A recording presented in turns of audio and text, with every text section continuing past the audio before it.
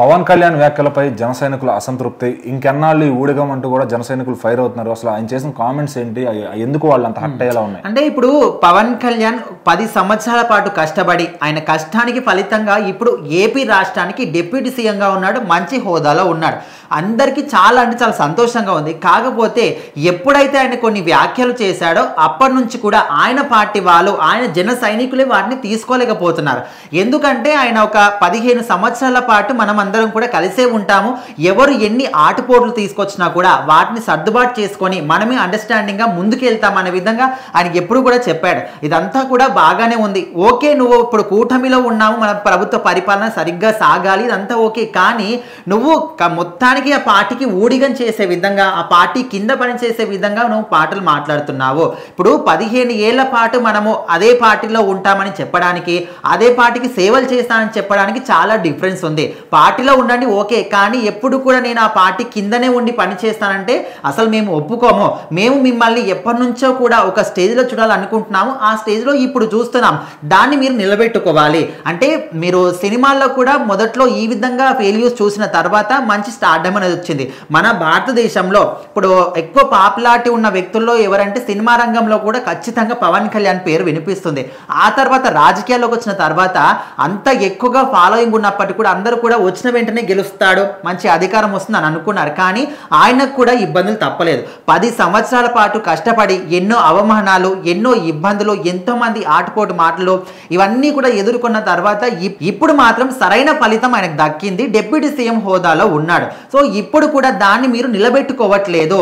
నేను ఎప్పుడు కూడా ఆ పార్టీ కిందనే ఉండి పని చేస్తా అంటే మీ పార్టీని మీరు ఎప్పుడు బిల్డ్ చేసుకుంటారో, మీరు ఆ విధంగా మాట్లాడితే మీకు సంతోషంగా సంతృప్తిగా ఉందేమో, కానీ మీ జన సైనికులుగా మాకు మాత్రం సంతృప్తి లేదు. మేము ఖచ్చితంగా అసంతృప్తిగానే ఉన్నాము.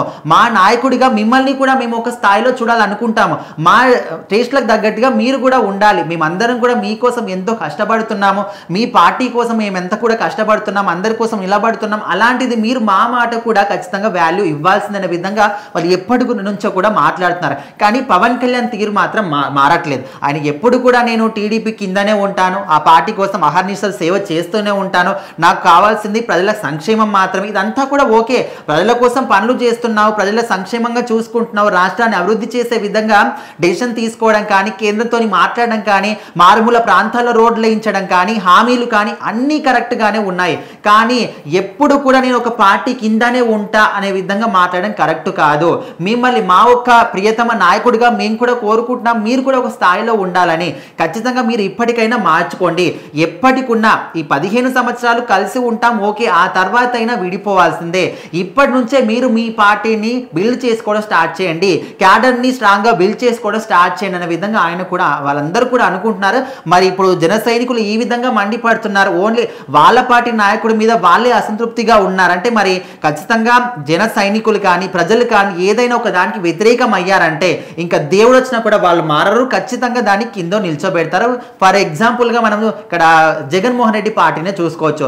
మరి పవన్ కళ్యాణ్ ఇప్పటికైనా వాళ్ళ జన సైనికుల యొక్క టేస్ట్ ఏంటి, వాళ్ళు ఏం కోరుకుంటున్నారు, వాళ్ళ కోరికలు మరి ఇప్పటికైనా తీరుస్తాడో చూడాలి. ఇప్పటికైనా ఆయన మాట్లాడే తీరు కొంచెం మార్చుకుంటే, అంటే సేవ చేస్తున్నావు ప్రజల కోసం, పార్టీ కోసం, పొత్తు కోసం చేస్తున్నావు ఓకే, కానీ నీ గురించి కూడా మన పార్టీ గురించి కూడా చూసుకోవాలి కదా.